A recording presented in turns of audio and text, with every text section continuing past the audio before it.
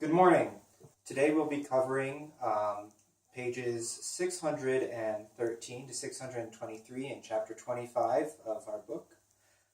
This covers one of my favorite subjects, which is piano music in the Romantic era.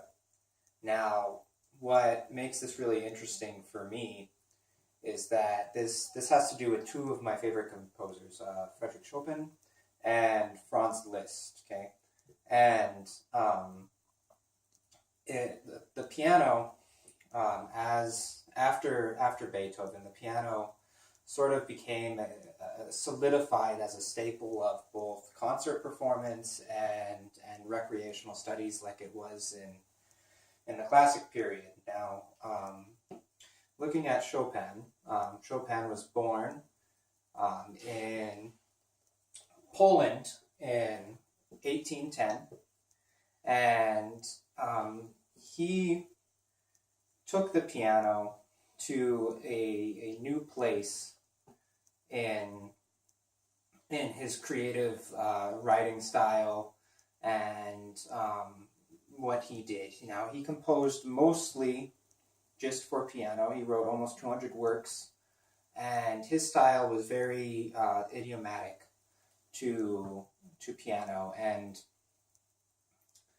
what made his music really shine and what his genius was that he was able to write in such a way that both amateurs and professionals felt complete and accomplished and emotionally taken when playing his music. It was really quite beautiful.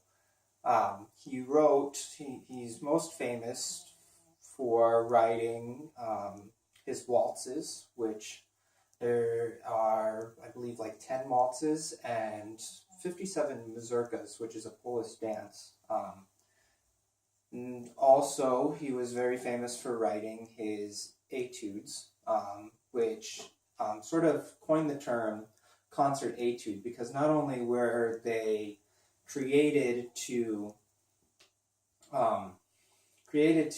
help work on a specific technique for pianists who were learning. He was a very influential teacher during his time after he stopped performing. So not only were the etudes built for that, but they were also artistic and just beautiful and showy enough that they could be performed in a concert setting, and so we get the birth of the concert etude.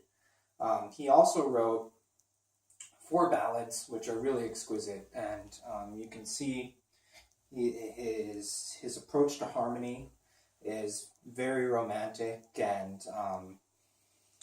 his approaches to form also follow very romantic patterns, sort of pushing, pulling, and breaking away from what was considered standard in the classic period, but still very present in his form.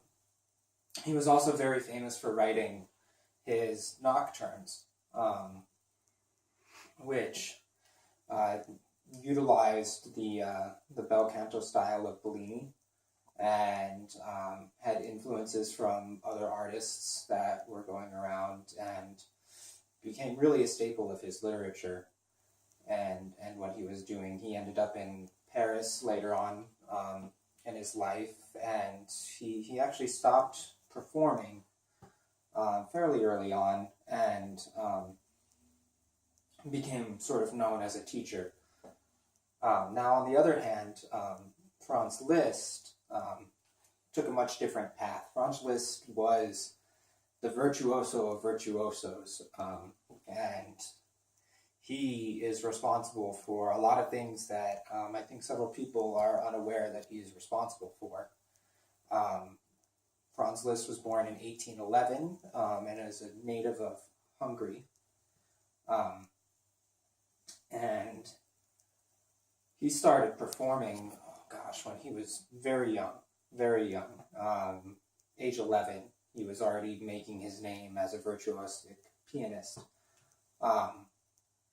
He was very famous for just writing massive amounts of music for piano, and then later in life he's expanded his horizons and also wrote for orchestra. More on that later. Franz Liszt was really known for making innovations in form, in harmony, pushing the limits of technique on the piano to extremes, and also later in his life he became known for creating what's called the tone poem, or the symphonic poem, as he called it, which took influences from other art forms such as poetry and represented it through song, through the orchestra.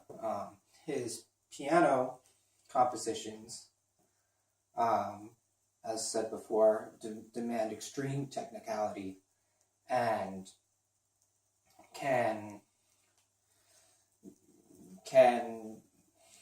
differ from being very beautiful and melodic after he heard the music of Chopin and what was going on in Paris, to being very, very bohemian and gypsy sounding, and he's very noted for his Hungarian Rhapsodies, which by the time he was done writing all of them, there were 15 Hungarian Rhapsodies based on folk songs, and expanded upon those folk songs from, of course, Hungary, where he was native to.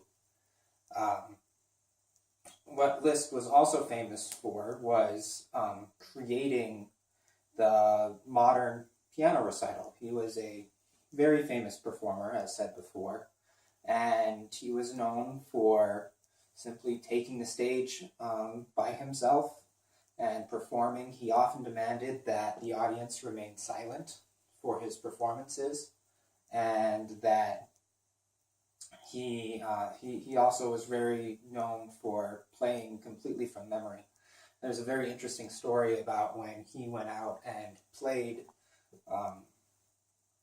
Beethoven's Moonlight Sonata, and he took the tempo much faster than it is marked, but he did so in such a way that the audience still was very captivated and moved by it. It's one of my favorite stories. Moving on to some other lesser-known composers during the time, there was Gottschalk, who was an American composer that was one of the first composers to gain an international reputation.